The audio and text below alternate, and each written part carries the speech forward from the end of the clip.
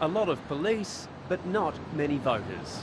A heavy security presence floods Hong Kong streets to discourage protests as the city goes to the polls. Candidate Holden Chow has every reason to be confident. The prominent member of Hong Kong's biggest pro-Beijing party is almost a sure thing to win a seat in the Legislative Council. So right now we have a reform in our election system. There's a huge improvement in our election system.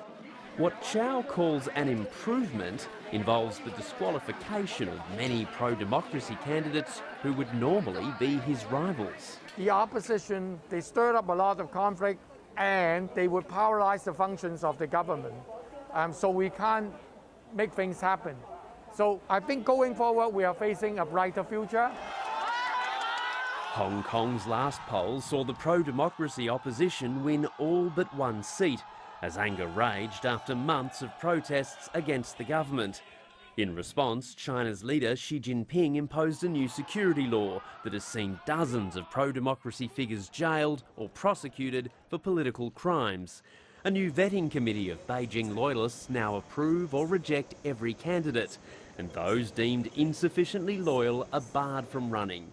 In a field of more than 150 hopefuls in this election, only one, a moderate, calls himself pro-democratic. We have to give hope to Hong Kong people. Now it's full of challenge, like, lots of my ex-colleagues, they either go to jail or in exile or they resign. Among the exiles, Ted Hui, a politician who fled to Adelaide last year as the purge of opposition figures heated up. I personally consider the elections illegitimate, and the parliaments elected would be a complete rubber stamp of Beijing. Today's vote is worth less than ever.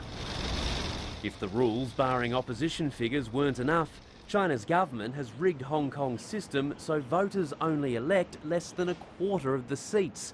Committees of pro-Beijing loyalists and interest groups choose the rest, leaving just one question: will many people even bother to vote? Bill Birtles, ABC News.